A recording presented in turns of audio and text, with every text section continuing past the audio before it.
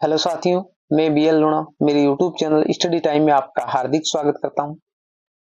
हम जो बालकांड पढ़ रहे थे उस बालकांड के हमने 100 क्वेश्चन है वो 2 क्लासों के अंदर कर लिए थे। आज इस क्लास के अंदर हम 50 क्वेश्चन करेंगे। इस हिसाब से हमारे 150 क्वेश्चन हो जाएंगे और फिर हम इस बालकांड के इतने ही क्वेश्चन देखेंगे। जितने क्वेश्चन हमने देखे उन क्वेश्चनों में आपको जो एग्जाम में क्वेश्चन आएगा, 1 या 2 क्वेश्चन आते हैं, वो क्वेश्चन आपको देखने को मिल जाएंगे। हम संपूर्ण फर्स्ट ग्रेड का कोर्स कर रहे हैं और ये जो सारी वीडियो है वो एक प्लेलिस्ट बनी हुई है फर्स्ट ग्रेड के नाम से, वहां पर उपलब्ध है। अगर आपने नहीं देखी है तो आप कंटिन्यू जाकर उसको देख सकते हो।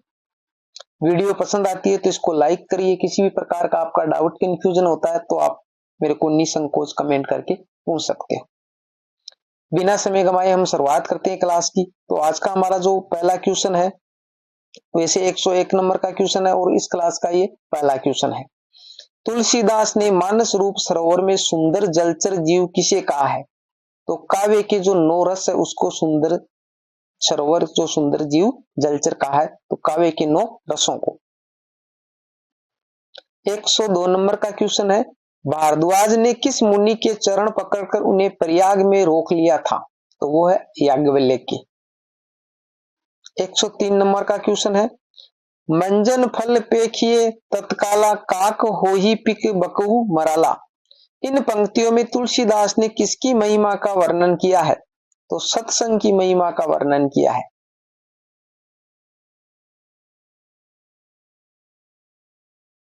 तुलसीदास ने चलता फिरता तीर्थराज किसे कहा है? ब्राह्मणों की सभा को, यानी ब्राह्मणों की जो सभा है उसको चलता फिरता क्या कहा? तीर्थराज कहा तुलसीदास ने। 105 नंबर का क्वेश्चन है, पावा परम तत्व जनु जोगी अमृत लेहु जनु संतत रोगी। इन पंक्ति में कौन सा अलंकार है? तो ये जनु शब्द आया, ये जनु शब्द आया तो उत्प्रेक्षा अलंकार है। अलंकारों को मैंने अच्छे से समझाया। अगर आप देखना चाहते हैं तो वो क्लास मेरे यूट्यूब चैनल पे आप जाकर उसको अच्छे से देख सकते हो, आपको अलंकार अच्छे से समझ में आ जाएंगे। 106 नंबर का क्वेश्चन है, तुलसीदास के अनुसार चमत्कार पूर्ण उत्तम कवि द्वारा रचित होने पर भी काव्य कृति शोभा नहीं पाती यदि उसमें राम का गुणगान ना हो। यानी तुलसीदास कहते कि कोई भी जो काव्य कृति है वो चाहे कितनी ही अच्छी हो, अगर उसके अंदर राम का गुणगान नहीं है तो वो अच्छी नहीं लगती है। 107 नंबर क्वेश्चन देखिए, रामचरितमानस का महत्व आज भी क्यों है? जीवन मूल्यों के निर्धारण के कारण। जो रामचरितमानस का जो आज भी मूल्य है वो जीवन मूल्यों के निर्धारण के कारण है। एक एक क्वेश्चन महत्वपूर्ण है, आपको ऐसे ही क्वेश्चन है वो एग्जाम में पूछे जाएंगे इस टॉपिक से, तो आप इनको अच्छे से दिमाग में सेट कर ले। 108 नंबर का क्वेश्चन है, तुलसी समन्वय की विराट चेष्टा के कवि है, ये कथन किसका है? तो ये जो तुलसी समन्वय की विराट चेष्टा के कवि है ये आचार्य हजारी प्रसाद द्विवेदी ने तुलसी के बारे में कहा है। तुलसीदास ने सरयू नदी के 2 किनारे किसे कहा है? लोकमत और वेदमत है उसको कहा है। 110 नंबर का क्वेश्चन है, तुलसीदास ने जगत के माता पिता किसे कहा है? पार्वती और शिव को। 111 नंबर क्वेश्चन है, तुलसीदास को कली काल का वाल्मीकि किसने कहा है? तो कली काल का वाल्मीकि नाभादास ने कहा है। और ये जितनी भी जो परिभाषा है इसको मैंने हिंदी साहित्य का इतिहास पढ़ा है, भक्ति काल, वहां पर तुलसीदास के बारे में हमने पढ़ा है, तो वहां पर ये सारी बातें मैंने अच्छे से बता दी है।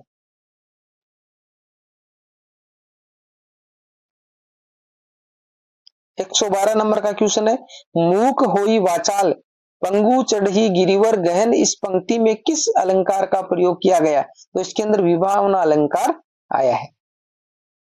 113 नंबर है, रामचरितमानस का प्रमुख छंद है, तो रामचरितमानस है वो चौपाई छंद में लिखी गई है।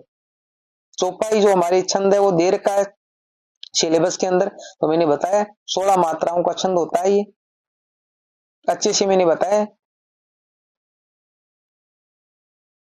114 नंबर का क्वेश्चन देखिए, लक्ष्मण को किसका अवतार माना जाता है? तो शेषनाग का। 115 नंबर क्वेश्चन है, राम नाम में आने वाले अक्षरों को तुलसीदास ने क्या बताया है? श्रावण और भाद्रपद। श्रवण नहीं, श्रावण, श्रावण है, ठीक है, श्रावण और भाद्रपद 2 महीने वो बताया है।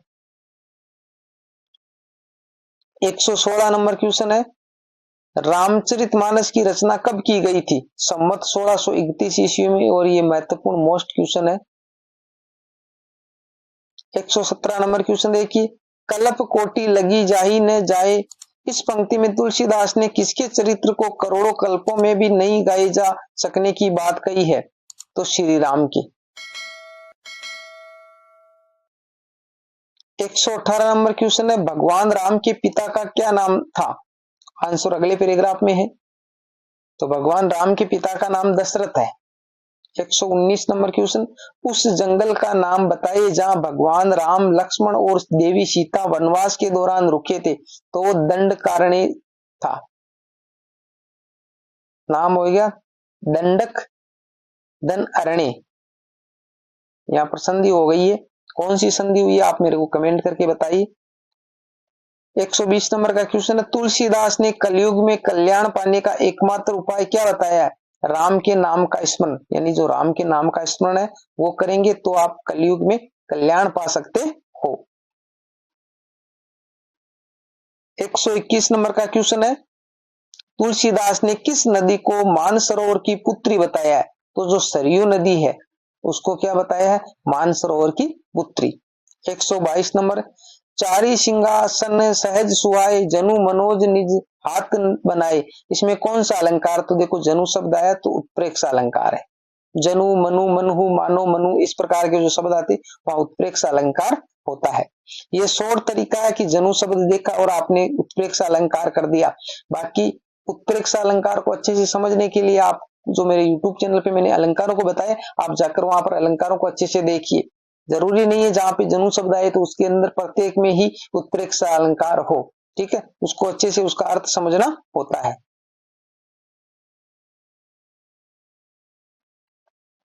123 नंबर है, उपजहि एक संग जग माही, जलज जोंक जिमि गुण बिलकाई, पंक्ति में तुलसीदास ने कमल व जोंक के समान जगत में साथ साथ किसका जन्म माना है? संत और असंत, यानी संत और असंत दोनों साथ साथ जन्म लेते हैं। 124 नंबर क्वेश्चन है, जनक की पुष्प वाटिका प्रसंग रामचरितमानस के किस कांड में आता है? बाल कांड में। 125 नंबर का क्वेश्चन है, भारद्वाज ऋषि का आश्रम कहाँ स्थित था? तो प्रयाग में। आगे देखो, रामायण की रचना मूल रूप से किसने की थी? तो वाल्मीकि ने। जो रामायण है उसकी रचना वाल्मीकि ने की थी और तुलसीदास ने रामचरितमानस की रचना की है। 127 है, तुलसीदास के अनुसार शिव जी की आराध्य कौन है? श्री राम। तारक असुर समर ही मारा, तारक असुर का वध किसने किया? तो कार्तिकेय ने किया था। 129 नंबर क्वेश्चन देखिए, चारी सिंहासन सहज सुहाए, जनु मनोज निज हाथ बनाए, इस पद में रेखांकित शब्द का अर्थ है?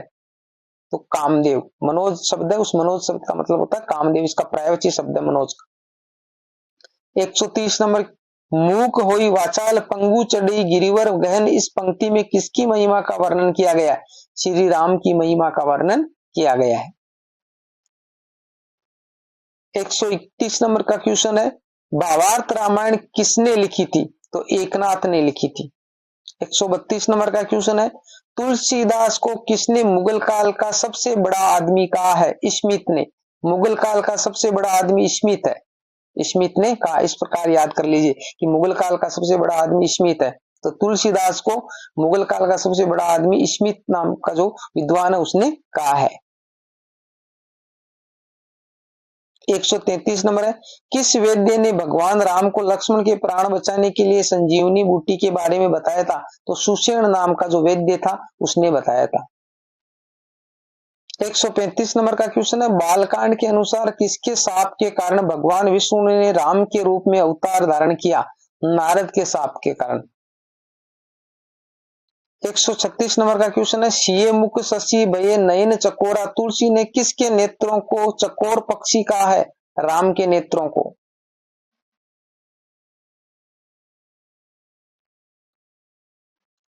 137 नंबर है, राम लक्ष्मण किस ऋषि के साथ राक्षसों का विनाश करने के लिए वन गए थे? विश्वामित्र। संत चकोर कर ही जही पाना, पंक्ति में अलंकार है रूपक अलंकार। संत चकोर रूपक अलंकार है। यहाँ 139 नंबर का क्वेश्चन है, शीये मुख शशि भये नयन चकोरा में किसके मुख को चंद्रमा कहा गया है? सीता के मुख को। 140 नंबर का क्वेश्चन है, नारद के हरि रूप को देखकर कौन उसका मजाक या हंसी उड़ाता है? शिवजी के दो गण। 141 नंबर का क्वेश्चन है, उमा ही नाम तब भयहु अपर्णा, तुलसी के अनुसार पार्वती का नाम अर्पणा कब पड़ा? जब उसने सूखे बेलपत्र खाना भी छोड़ दिया था, इसलिए उसका नाम अर्पणा पड़ा। 142 नंबर क्वेश्चन देखिए, देखी सीए शोभा सुकु पावा, हृदय सराहत बचनू ने आवा, सीता के दर्शनों से किसकी ये दशा हो गई? राम की। 143 नंबर का क्वेश्चन है, जो एही वर ही अमर सोई होई, ये कथन किसने किससे के लिए कहा है? तो नारद ने विश्व मोहिनी के लिए ये कहा है। 144 नंबर का क्वेश्चन है, कहीं ना जाई कछु हृदय गलानी, मन महु राम ही सुमीर सयानी, उक्त पंक्तियों में किसके हृदय की गलानी का वर्णन किया गया है? शक्ति की। जो पार्वती है उसका नाम है शक्ति। 145 नंबर का क्वेश्चन देखिए, दर्श लागी लोचन अकुला ने, राम लक्ष्मण के दर्शन हेतु किसके नेत्र व्याकुल हो गए? सीता के। 146 नंबर, तुलसीदास ने पाप का मूल किसे कहा है? क्रोध को। 147 नंबर का क्वेश्चन देखिए, अजहु गान श्रुति जिन्ह के लिखा, इस पंक्ति में तुलसी ने वेदों द्वारा किसकी मर्यादा का गान करने की बात कही है? राम और सीता का। आगे देखो, 148 नंबर का क्वेश्चन है, तुलसीदास को बुद्ध के बाद सबसे बड़ा लोकनायक किसने कहा? गिरियसन ने। बुद्ध के बाद वो गिरियसन ने कहा है। और सब मुगल काल का सबसे बड़ा आदमी है वो स्मिथ ने कहा है, उठे सकल भय विकल भुआला, या किसका विकराल रूप देखकर समस्त राजा जनक की सभा में खड़े हो गए? परशुराम का। 150 नंबर क्वेश्चन जो इस क्लास का लास्ट क्वेश्चन है, नेति नेति जही वेद निरूपा, तुलसी के अनुसार वेदों ने किसे नेति कहकर निरूपित किया है? ब्रह्म को। तो ये हमारे 150 क्वेश्चन थे जो हमने 3 क्लासों के अंदर 50-50 क्वेश्चन देखे हैं। 50-50 क्वेश्चन, यानी हमारे 150 क्वेश्चन हो गए। और जो हमारा बालकांड, इस बालकांड में से जब हमने 150 क्वेश्चन देखे, इनमें से आपको जो क्वेश्चन है वो एग्जाम में देखने को मिल जाएगा, तो आप इनको अच्छे से देख लीजिए, अच्छे से याद कर लीजिए। ठीक है, वीडियो पसंद आई है तो इसको लाइक करिए, अपने दोस्तों के साथ में भी शेयर कीजिए। मिलते हैं अगली वीडियो में, तब तक के लिए जय भीम, जय भारत।